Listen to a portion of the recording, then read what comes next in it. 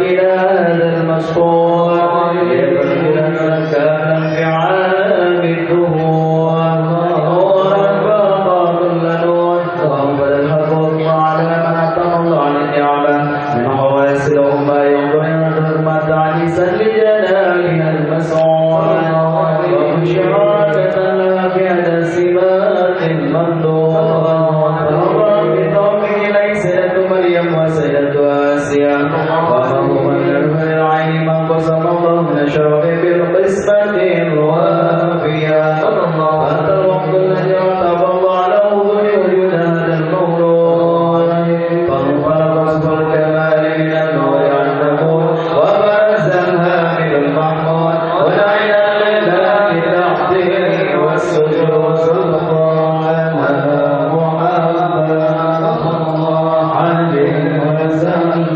صلى الله على محمد يا ربي صل يا نبي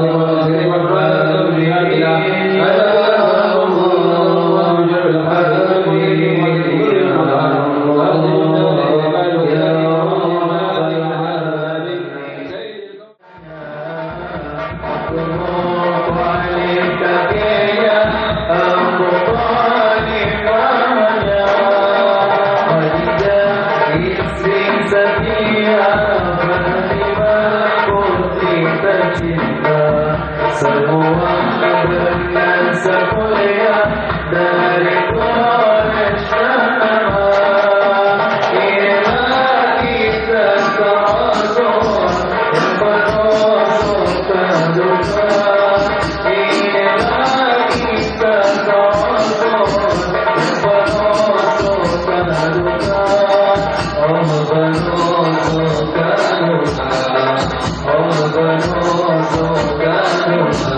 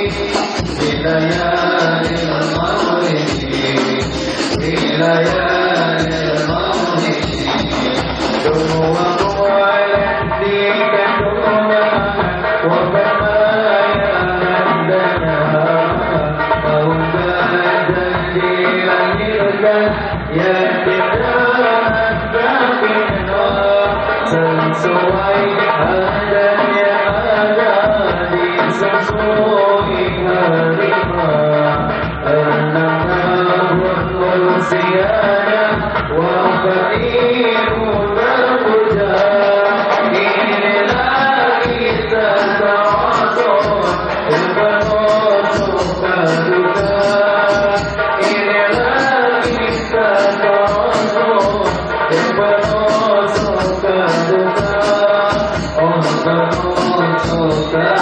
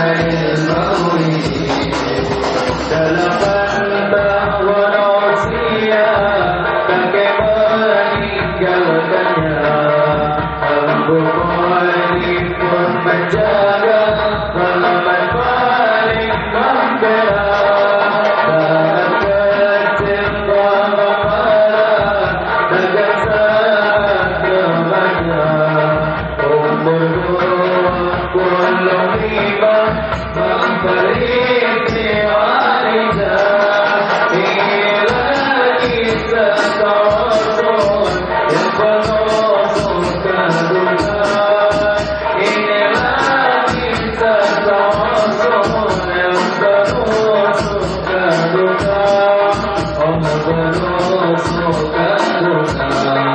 Oh menosokkan duka.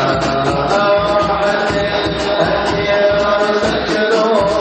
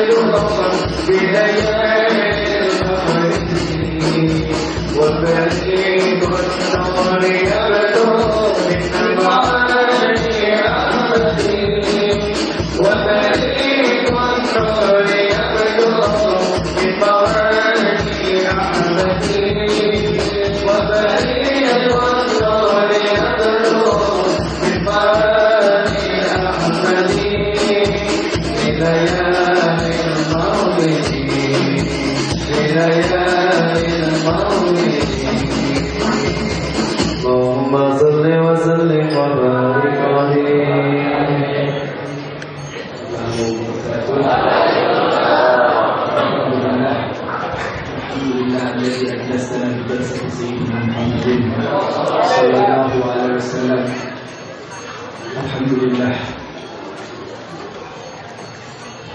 siang hari ini Allah kumpulkan kita di majlis yang insya Allah majlis ini adalah majlis yang diberkahi. Amin. Majlis yang menjadi satu salah turunnya rahmat dan maghfirah Allah Subhanahu wa taala. Mudah-mudahan kita yang hadir di tempat ini Allah ampuni segala dosa-dosa kita, angkat kedudukan dan derajat kita, Allah penuhi segala hajat kita. Yang sakit mudah-mudahan disembuhkan oleh Allah Subhanahu wa taala. Orang tua kita diberikan panjang umur oleh Allah Subhanahu wa taala, diberikan kesehatan oleh Allah Subhanahu wa taala, diberikan rezeki yang halal, yang baik, yang aman, tanpa ada kesusahan, tanpa ada kesulitan, rezeki yang diberkahi oleh Allah Subhanahu wa taala. Amin ya rabbal alamin. Hadirin wal hadirat yang dirahmati Allah Subhanahu wa taala. Majelis yang kita sekarang duduk di dalamnya adalah majelis yang kita tidak perlu ragu dan kita tidak perlu syak bahwa majelis ini adalah majelis yang mulia. Ini adalah majelisnya Nabi Muhammad SAW. Saya teringat bagaimana adab atau akhlak seorang imam besar Al-Habib Ali bin Muhammad Al-Habsyi yang harap kitab Sirri Turat ini. Lihat bagaimana beliau mempunyai adab atau tata cara atau tata krama yang begitu indah. Diceritakan ketika Al-Habib Ali duduk di majlis gurunya. Guru beliau adalah Al-Habib Abu Bakar bin Abdullah Al-Abbas. Beliau begitu duduk di majlisnya gurunya dengan khudu, dengan khusyuk, dengan penuh kenikmatan. Bahkan diriwayatkan beliau tidak pernah menggoyangkan badannya sedikit pun di depan gurunya. Lihat bagaimana akhlak Al-Habib Ali. Saking nikmatnya beliau ada di majlisnya gurunya, beliau mengatakan kalau seandainya malaikat penjaga surga memanggil aku untuk masuk surga, fa inni la ataharrak. Sungguh aku tidak akan bergerak dari duduk. Aku tidak menginginkan panggilan daripada malaikat penjaga surga memanggil aku, tapi aku lebih merasa nikmat duduk di majlis gurunya. Karena majlis ini adalah majlis Nabi Muhammad SAW. Kita tahu Al-Habib Ali bukan saja orang yang mempunyai adab, bukan saja orang yang mempunyai akhlak, tetapi beliau adalah orang yang berilmu. Makanya sering saya katakan al-ilmu wal adab. Ilmu dengan adab ini harus berjalan seiring bersama. Sehebat apapun orang itu, sepintar apapun orang itu, sepaham apapun mereka di dalam memahami kita, tetapi ketika akhlaknya, ketika adabnya berkurang, maka Allah tidak akan angkat kemuliaan. Jadi kemuliaan seseorang itu ukurannya adalah adab, akhlak. Ilmu penting, tetapi ilmu menjadi kurang manfaat, ilmu menjadi kurang berguna buat dirinya dan buat orang lain ketika adabnya kosong, ketika adabnya hilang. Al-Imam Syafi'i radhiyallahu anhu belajar kepada gurunya Imam Malik 20 tahun. Aku duduk dengan guruku 20 tahun, kata Imam Syafi'i. Aku belajar akhlak 18 tahun. 2 tahun belajar ilmu baik enggak? 18 tahun aku duduk dengan guru Imam Malik. Untuk apa? Untuk mengambil adab beliau. 2 tahun baru aku ambil ilmunya. Setelah Imam Malik meninggal, aku nyesel, kata Imam Syafi'i. Kenapa? Bukan 20 tahun aku belajar adab. Lihat pentingnya akhlak.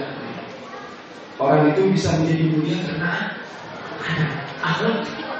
Al-Imam Malik radhiyallahu anhu yang adabnya, jangan berbicara tentang adab atau syurut. Adab ini menjadikan orang menjadi mulia. Adab ini menjadikan orang diangkat oleh Allah Subhanahu wa taala.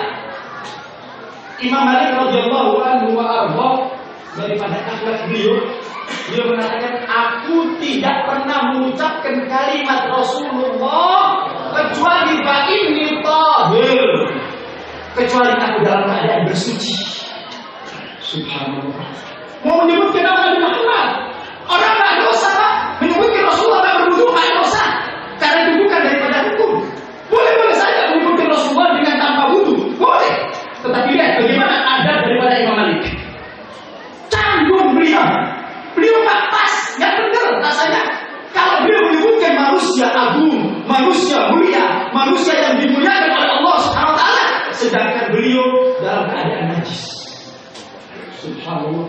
Menyebutkan Rasulullah, aku berwudu terlebih dahulu.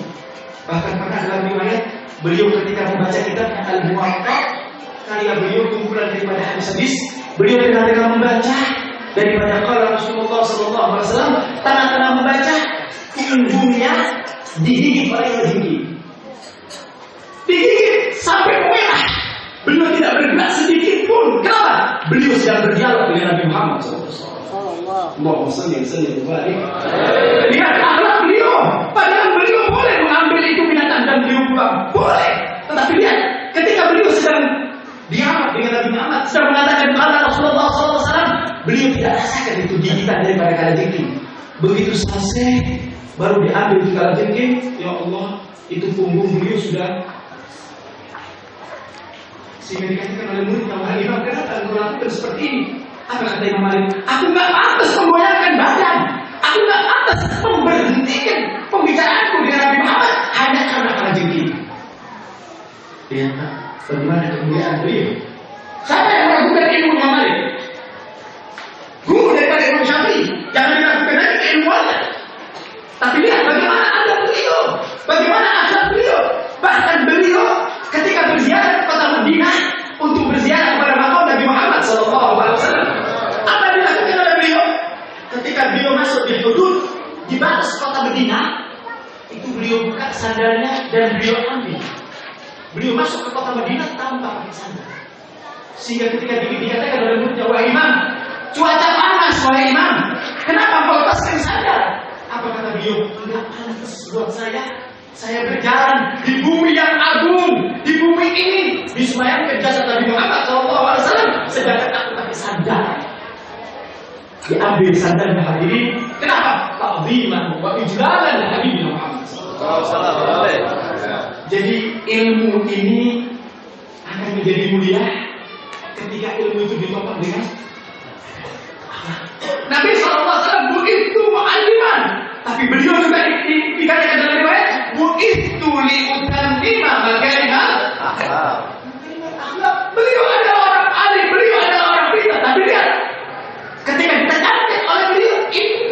itu aku diutus kepada manusia semuanya ini untuk apa? Likutamima makarimal akhlak yang dibereskan, akhlak yang diproses.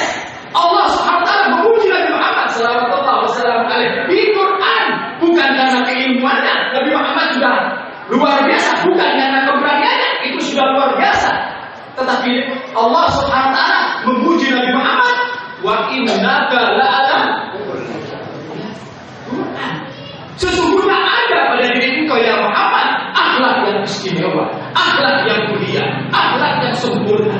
Ini menjadikan Nabi Shallallahu Alaihi Wasallam mempunyai kedudukan dan kemuliaan yang para ulama memberikan satu bagian-bagian tentang akhlak. Pertama, akhlak kita ma'aruf. Bagaimana akhlak kita dengan Allah Subhanahu wa taala? Orang sholat selama hidupnya benar, insya Allah sah. Kan begitu. Tetapi menjadi pertanyaan, apakah sholatnya diterima atau tidak? Lihat, orang-orang terdahulu wudhunya sudah sempurna, arkan sholat sudah sempurna, tapi ketika mereka akan menghadap Allah, apa yang mereka kedepankan? Adab, akhlak. Makanya begitu mereka mau sholat, bihuduril qalb, hatinya dihadirkan. Kenapa? Sedang munajat dengan Allah Subhanahu wa taala. Pakaian mereka diambil pakaian yang terbaik, baju mereka diambil baju yang terbaik, bahkan minyak wangi diambil minyak wangi yang terbaik. Padahal orang nggak pakai minyak wangi sah-sah saja sholatnya, selama arkannya benar boleh-boleh juga. Tapi lihat bagaimana mereka menggunakan adab kepada Allah Subhanahu wa taala. Mereka orang-orang pintar, orang-orang alim, tapi yang didepankan adalah adab kepada Rasul Sallallahu Alaihi Wasallam, wa adab Nabi Muhammad Sallallahu Alaihi Wasallam. Akhlak. Ketika kita duduk di tempat ini tadi dari awal bersalawat kepada Nabi Muhammad. Wallah, satu salawat kata para ulama, kalau seandainya satu salawat Anda ini diterima oleh Allah, cukup lah, cukup untuk menjadikan dosa masuk surga Allah. Sedangkan salawat ini sudah tidak ragu. Salawat ini tidak ragu. Kullu amalin baina qabuli wa radduha. Setiap amal ibadah kita bisa diterima, bisa ditolak. Salat bisa diterima, bisa ditolak. Zakat bisa diterima, bisa ditolak, bisa ditolak. Haji bisa diterima juga bisa ditolak. Illa salatan ala habibina Muhammad wa qabuluha hatman bi ghairi taraddudin, kata ulama. Kecuali khusus salawat diterimanya pasti oleh Allah Subhanahu wa taala. Berapa kali kita bersolat kepada Habib Muhammad? Satu salawat saja Pak, cukup untuk menjadikan dosa kita masuk surga Allah. Mudah-mudahan salawat kita diterima semua. Yang kedua, yang ketiga, adab bersama orang tua. Adab walidain, adab dengan orang tua. Orang adab dengan Allah, adab dengan Nabi Muhammad. Tapi kalau dia tidak beradab dengan ibu bapaknya, tidak beradab dengan kedua orang tuanya, maka dia tidak mendapatkan ridhonya Allah dan ridhonya Nabi Muhammad SAW. Nggak dapat Pak. Orang sholatnya bagus, ibadahnya bagus, puasanya bagus, tetapi ketika dia tidak beradab kepada orang tuanya, maka segala amal kebaikannya ditolak oleh Allah Subhanahu wa taala. Lihat para ulama dan sholihin, adab mereka kepada orang tua, ya Allah, luar biasa. Mereka mentakdirkan orang tua di atas segala. Kenapa? Karena ridhonya orang tua ada pada ridhonya Allah Subhanahu wa taala. Jangan pernah mengharap ridhonya Allah, jangan pernah mengharap ridhonya Nabi Muhammad Sallallahu Alaihi Wasallam ketika kita berani berhadap kepada orang tua. Tapi dikatakan wala taqul lahuma apa para ahli tafsir mengatakan itu satu kalimat yang ketika diucapkan menjadi kecewaan orang tua. Itu sudah termasuk kategori ahod diwali, anak yang berhak kepada orang tua. Kita bukan lagi kalimat Pak, mata melotot, kadang-kadang membangkang, kadang-kadang mengangkat suara, dipanggil sama orang tua angkat suara. Abu Hurairah radhiyallahu anhu dia bagaimana beliau takdirnya pada orang tuanya. Beliau mengatakan, aku setiap pagi hari sebelum orang tuaku keluar dari rumahku, sebelum ibuku keluar dari rumahku, aku berdiri terlebih dahulu di pintu ibuku. Aku siap menerima perintah ibuku. Pernah pada suatu hari hadirin, ketika ibunya memanggil ya Abu Saking kagetnya, Abu Hurairah mengangkat lebih ya Umi. Kalimatnya agak tinggi, suaranya agak tinggi, suaranya tadi mengagetkan ibunya. Sehingga ibunya sampai tersentak kaget. Sehingga beliau mengatakan, Abu Hurairah, kenapa kau angkat suaramu? Wahai Umi, aku tidak ada niat untuk kurang ajar, tapi spontanitas. Lihat, pertanyaan ini menjadi kegelisahan Abu Hurairah. Takut-takut dia termasuk anak yang durhaka pada ibunya. Apa yang dia lakukan? Dia keluar, dia beli budak, dan budaknya dibebaskan. Untuk apa? Untuk menebus dosanya sama Allah. Padahal itu tidak dosa dia. Dia angkat suaranya karena spontanitas. Lihat kecintaannya kepada orang tua. Karena tahu Pak, kedudukan orang tua. Kita ini kalau ini mulia nggak usah jauh-jauh. Belajar memuliakan seseorang yang dimuliakan oleh Allah.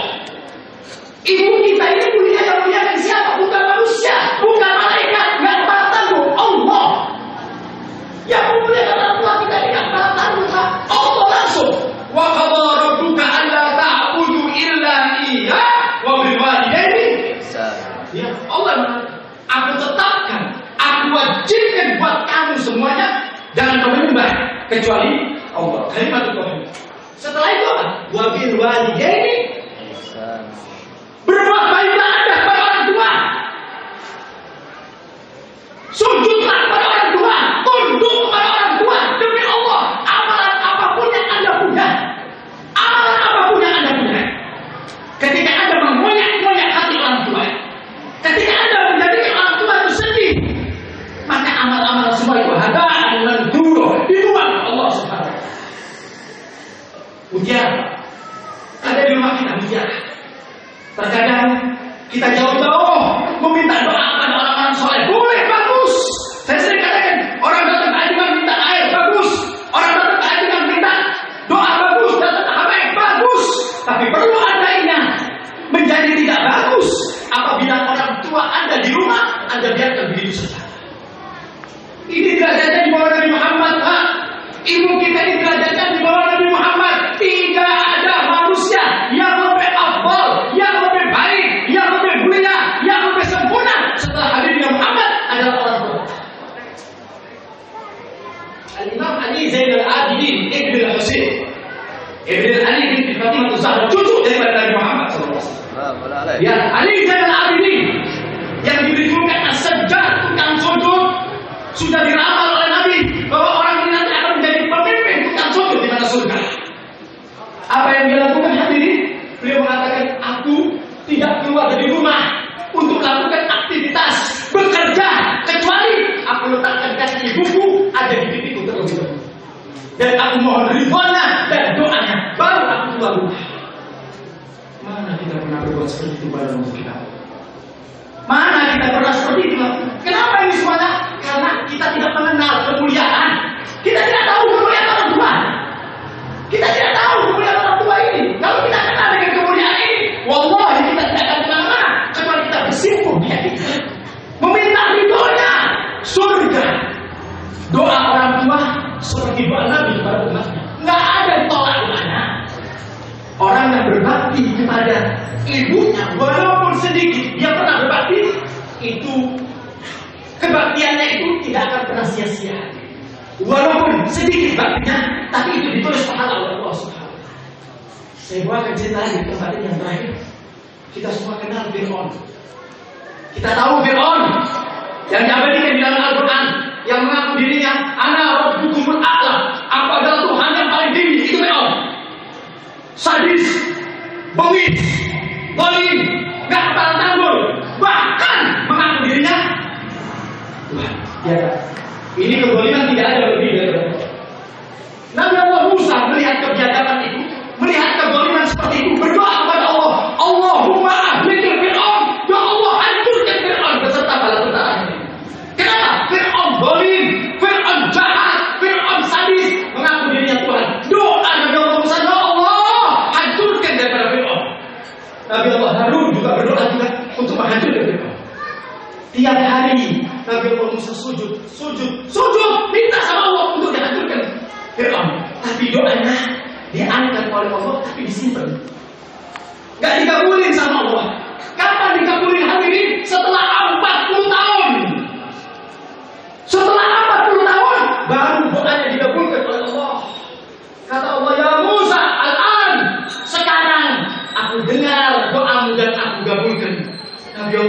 saja, ya Allah, aku berdoa kepadamu 40 tahun ya Allah.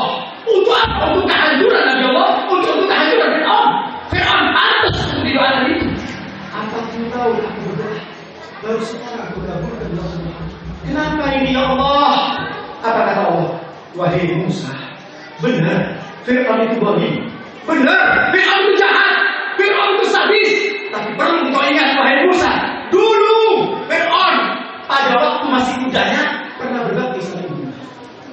Ya Allah, pernah dulu waktu masih mudanya Fir'aun pernah berbakti sama ibunya, sehingga amal kebaikan disimpan oleh Allah. Ini yang menjadikan doamu didengar tapi tidak dikabulkan oleh Allah selama 40 tahun. Berkata apa? Berkata orang tua.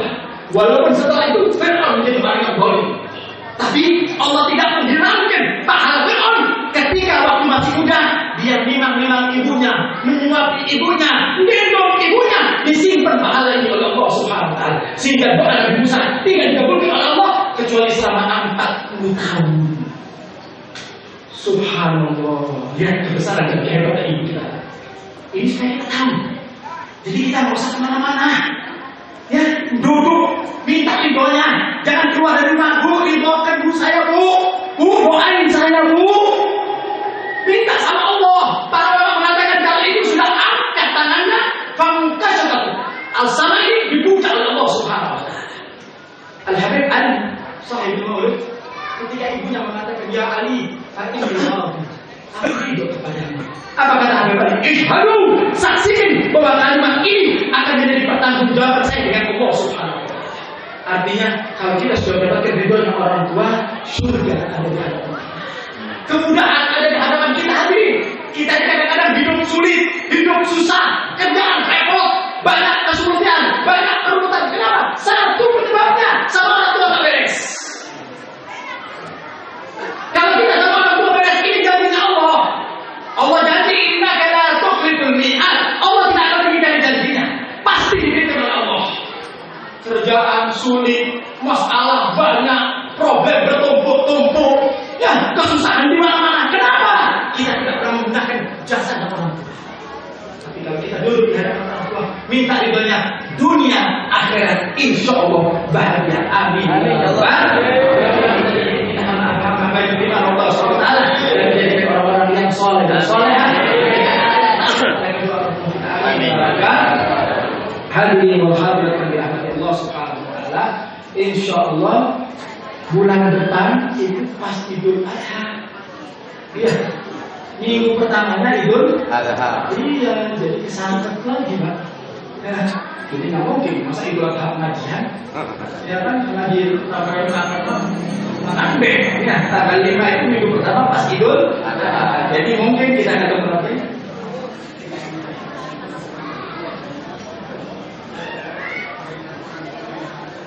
Nah, ini kita tangan. Jadi kalau orang tuanya yang sudah meninggal, ya, orang tua sudah meninggal, kan banyak. Jadi orang tua saya sudah meninggal, bagaimana saya berbuat baik? Nabi sudah menjelaskan dalam hadisnya, ya. Ada satu orang datang kepada Nabi, ingin berbuat baik, apakah masih ada kesempatan? Nabi mengatakan, "Na'am, masih ada kesempatan kepada mereka untuk berbuat baik." Apa?